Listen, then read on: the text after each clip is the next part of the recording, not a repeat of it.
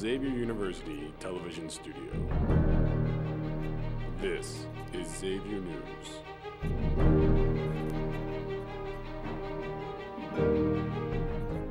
Good afternoon, Musketeers. I'm Alex Kay. And I'm Kristen Gallagher. This is Xavier News. The United Nations Security Council voted unanimously on Thursday to invoke tough new sanctions on North Korea in retaliation against the nation's nuclear weapons program. The vote came only hours after North Korea threatened a preemptive attack on the United States, as the U.S. has begun joint military ventures with South Korea. North Korea has suggested it might end the armistice that halted the Korean War in 1953 without a peace treaty. Cincinnati's Horseshoe Casino opened on Monday night, drawing in nearly 10,000 customers for the grand opening. While revenues have not been released yet, officials say the casino's preview night back in February, which brought in nearly 6,000 people, raked in almost $270,000. Cincinnati's casino is the last of 4 voter-approved casinos to open in Ohio in the past year. Gross casino revenues will be taxed at a rate of 33%, one of the highest rates in the nation. With spring break still fresh in students' minds, Jack Vandertal took the opportunity to interview Xavier students about their experiences with the alternative break program. Here's the story.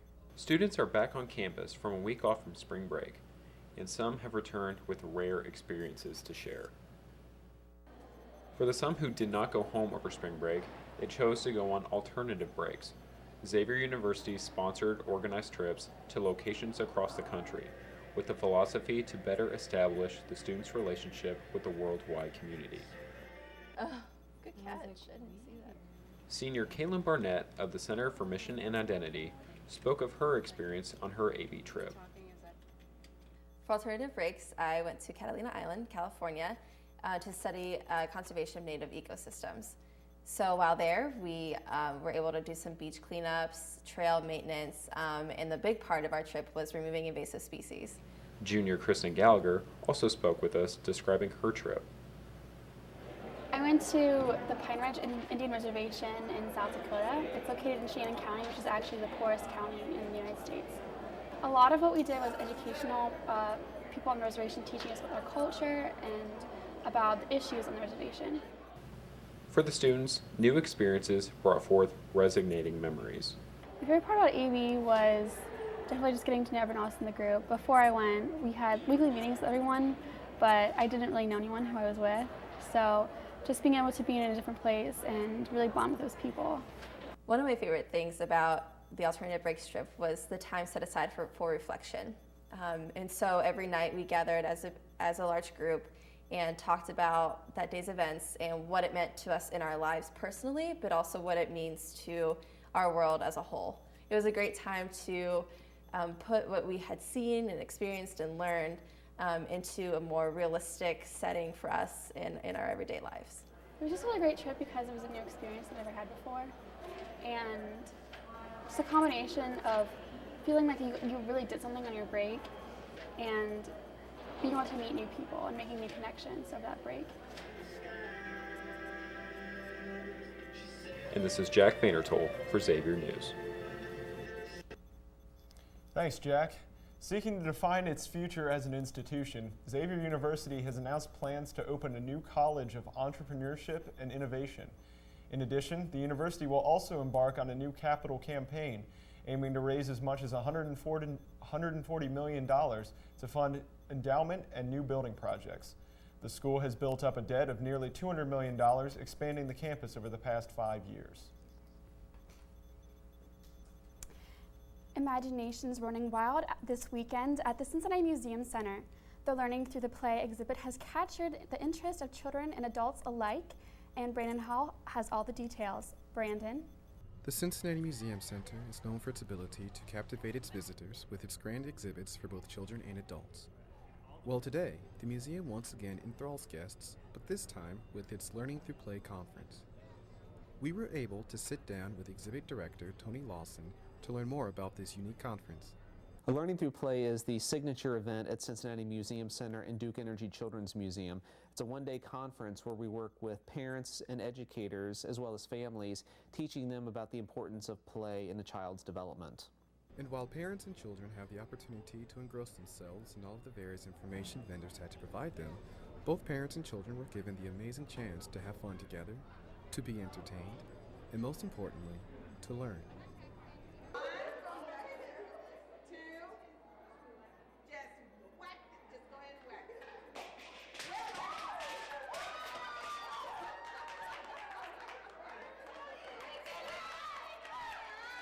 But the part of our conference which is really unique, and I think we're the only museum who does this, is this is a conference where you can bring your kids. We have these great what we call family interactive sessions where the kids might be creating artwork or watching the Children's Theater of Cincinnati.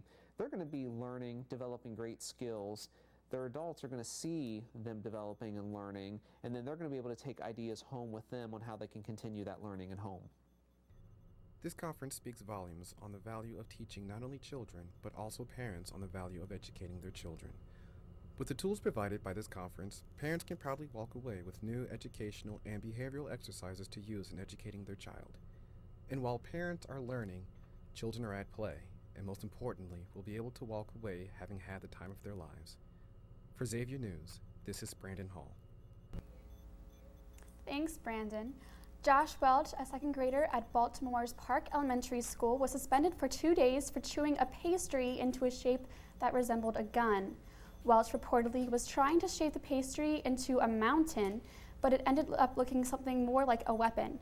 Welch's father told the media that the suspension is ridiculous and that the school should focus its efforts on disciplining more relevant issues. Regardless of the decision, it's clear that school administrators across the country are on edge due to the recent tragedy at Sandy Hook. Xavier is taking the initiative on finding students with leadership potential and turning them into the trailblazers of tomorrow. Griffin Reddy is reporting. Every week, the Emerging Leaders Initiative meets in the Gallagher Student Center. ELI is a program that helps first-year students develop leadership skills for both their time here at Xavier and in their careers. The group is led by Xavier upperclassmen who have gone through the program themselves. They explore leadership in relation to the individual and group through a variety of interactive activities and discussion. They also explore leadership styles, felicitation skills, and group dynamics through team-building initiatives and individual reflection. The group also helps first-year students make connections and friendships here at Xavier. So if you are a freshman wishing to hone your leadership potential, check out the Emerging Leaders Initiative, who meet on Monday nights. For Xavier News, I'm Griffin Reddy. Thanks, Griffin. Lorraine Bayless, an elderly resident of the Bakersfield, California retirement home Glenwood Gardens, died Monday after a staff member refused to perform CPR. Another resident called 911 after Bayless collapsed in the retirement home's dining hall, and the phone was handed to a staff member who identified herself as the nurse. The dispatcher told the so-called nurse to perform CPR while the medical team was en route, but she refused on the grounds that it would go against Bayless's wishes to die without life-prolonging intervention and against the company's policy of not providing actual medical care to clients. As there was no do not resuscitate order in Bayless's home and the staff member was not a certified nurse, the case is still under investigation. With Pope Benedict's resignation behind us, the whole world is watching and waiting to see what will happen next. Here's Gabe Weiss with the story. Xavier students, the liturgical 6-week period of Lent is upon us. As a Catholic university, students are encouraged to use this time for self-reflection and prepare for the resurrection of Christ. During Lent, Catholics usually look towards the Pope for blessings or guidance. This year, however, is different. Pope Benedict XVI vacated his office Thursday, just 2 weeks after announcing his surprise resignation. He cited his age and health as reasons. He pledged unconditional obedience to whoever succeeds him to lead the world's 1.2 billion Catholics. Now the big question is, who will take over as the next pope, and what kind of leader will he be? We caught up with Father Matthew at the Jesuit residence on Xavier's campus and got his thoughts on the matter. Doctrinally, it's difficult to say. Doctrines are not done by majority vote. and I really am not competent to speculate on what, if any, changes a new pope would think of there. And also to say that the Pope's role is not to innovate doctrine. The Pope's role is mostly to maintain. Jesus gave Jesus' charge, I think, to Peter is to maintain the faith. Nothing is set yet, but inside sources from the Vatican are alluding to an election by mid-March, so the new Pope can be installed in the office before Palm Sunday on March 24th and lead Holy Week services. Most of the important discussion is happening, starting Monday.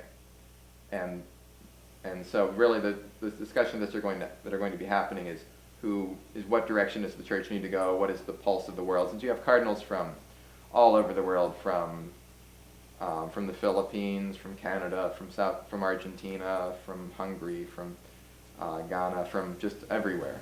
And so trying to get a state of this worldwide institution, what do we most need in a leader, where is the Spirit leading us most? Until then, the world must wait for the papal seat to be filled. And I'm Gabe Weiss for Xavier News. Thanks, Gabe. What would you do if the store you worked in was being robbed? An employee at a Connecticut Dunkin' Donuts decided he'd had enough of a would-be robber's antics and made the best of his resources, namely hot coffee. When a man attempted to climb through the drive-thru window after the employee refused to make change for his $100 bill, the employee grabbed some hot coffee that was sitting nearby and threw it in the would-be robber's face. If that won't wake you up, I don't know what will. Well, that's all for today, Muskies. Here's Andrea Bozzoli bringing us the latest in Xavier sports. Hello, Musketeer fans, and welcome to this week's Xavier Sports Report. I'm Andrea Bozzoli. It's been a big week for many of Xavier's teams, starting with men's basketball, who defeated its second-ranked opponent in 1 week.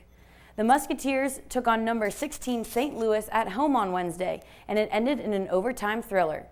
Prior to tip-off, Coach Chris Mack, AD Mike Babinski, and President Father Graham recognized the senior members of the basketball program. Those honored included managers John Schroeder, Patrick Reagan, and Nick Browerman, and of course, senior players Jeff Robinson, Travis Taylor, and Brad Redford. The three seniors ended up combining for 39 points in the 77-66 win against the Billikens, with Travis Taylor scoring 19 points, nabbing a career-high 19 rebounds, and adding a career-high 6 blocks. Despite SLU erasing a 4-point deficit with 48 seconds left in the game to take it to overtime, Xavier held them to just one field goal in OT, allowing them to create their 11-point lead. The Musketeers will head to Indianapolis on Saturday to take on A10 foe Butler in their last regular season game. A win could guarantee Xavier a top 4 seed in the A10 tournament and a first-round bye. Switching gears to women's basketball, the squad is currently in Philly, getting ready to take on 10th-seeded Temple tonight in the beginning of the A10 tournament. The 7th-seeded Musketeers are currently riding a 6-game winning streak, while the Owls are in a 5-game slump. The two teams met during the regular season, with Xavier coming out on top in the 54-53 win. Xavier ranks first in the A10 in defensive rebounding percentage and second in defensive rebounds, with Temple coming in at third. The matchup begins at 5 p.m. Women's tennis has a busy month, beginning with 5 home matches against Massachusetts and IUPUI this weekend. The Musketeers are back in Cincinnati after spending spring break in Hawaii, falling in matches to both Hawaii and number 40 San Diego State. Despite the team losses, freshman Alex Brinker was able to pick up 2 more wins in the number 2 singles position, improving her winning streak to 9 matches. The Musketeers will face UMass and IUPUI on Friday and Saturday at 7 p.m. The men's baseball team will not be in Cincinnati this weekend, but instead are heading to Middle Tennessee State for a weekend series beginning at 3 p.m. today. Xavier will be looking at Mark Elwell and Tyler Coors, who have both been playing well as of late. 3 wins would be helpful for the Musketeers, who are hovering at a mere 3-7 so far this season. Well, that's all the sports we have for you today. I'm Andrea Bozzoli. We'll see you next week.